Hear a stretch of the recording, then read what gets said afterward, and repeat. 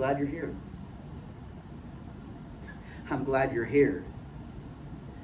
I'm glad you're here. Right? Yeah, you can hear and see the difference just in looking away flat. Sarcastic, or being sincere and open.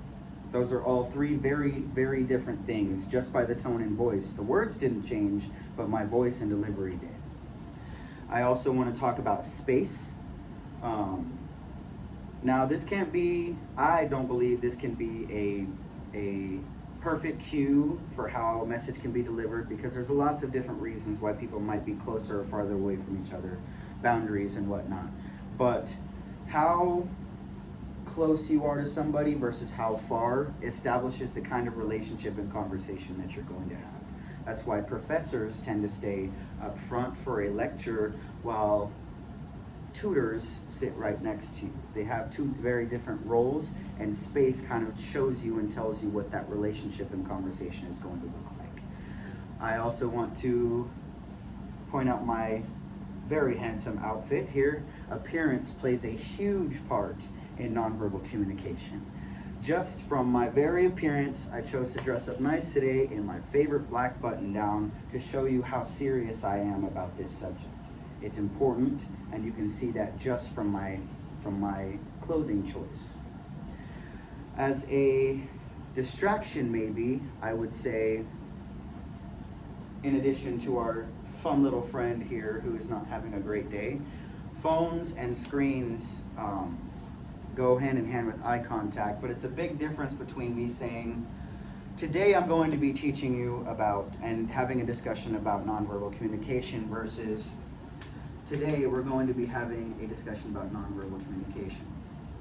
And I'll go ahead and use this while I'm over here, but a great thing that I have found from this textbook and from the other sources I have discovered, using a mirror.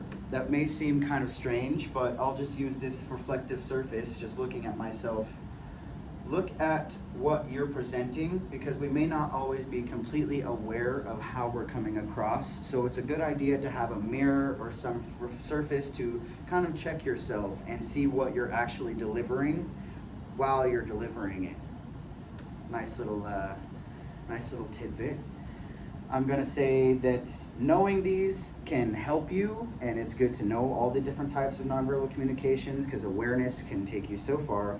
But the next part is about how to actually use it better. So, how to use nonverbal communication more effectively. Self-awareness is key here. Does the body match the message? That's what I was talking about there with the monitor.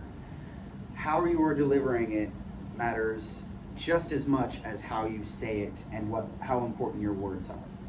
So I might have this great speech I'll put together, but if I don't have the self-awareness to know and spruce myself up a bit to deliver it correctly, half that message is going to be gone, and you all are not going to be very receptive to it. The words need to match the nonverbal cues. So if I'm excited about this subject, I should portray that so you're excited about this subject too. It's important to pay attention to others, see how you might be receiving it, because your nonverbal cues tell me a lot as well. How I need to improve or speed up or slow down.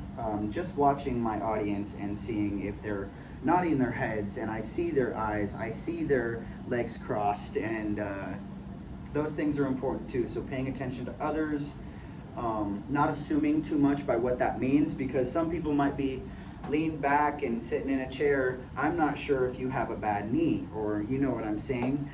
So it can't be 100% judgment on people and how they're sitting, but just keeping it in mind and seeing how you might be presenting yourself while you're giving this speech. So don't assume too much, but just keep those things in mind. And then obviously listening and adapting to the setting. Read the room, it'll take you far. In conclusion, today we talked about nonverbal communication, what we say without words, and how important it is to match your verbal cues to your nonverbal cues to portray a message properly.